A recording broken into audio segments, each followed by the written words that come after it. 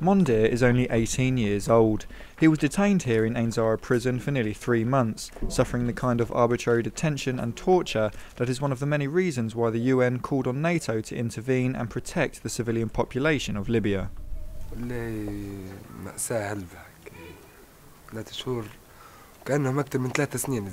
Those were bad days. The 3 months felt more like 3 years. It was a miserable life. There was a shortage of food and there was torture. They had so many different ways to torture you. They electrocuted me, hit me with electrical rods and electrical cables, even with iron pipes. And they hit me over the head with their Kalashnikovs. The men here were all arrested, detained and tortured for various reasons.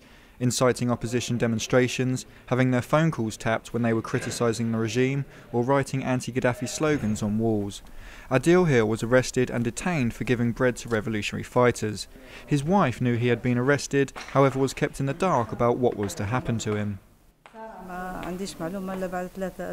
I got only one bit of information after 3 months.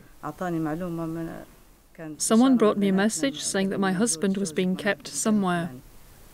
This was often the case, men arrested and detained with no knowledge of where they were being held or for how long.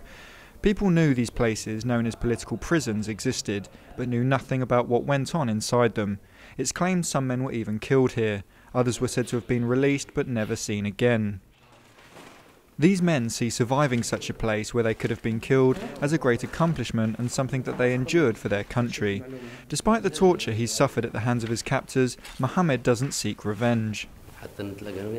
Even if I met them, I would not do to them what they did to me.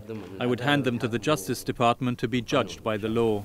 Now, with the gates open, there are no guards to be fearful of. Previous inmates can walk around freely, showing their families where they were being held and how they lived. We came here now to look and discover what this tyrant was doing with our sons. How much pain our sons suffered. And us too. Thank God we're free now. And all Libya has become free now. This is the NATO channel reporting from Tripoli.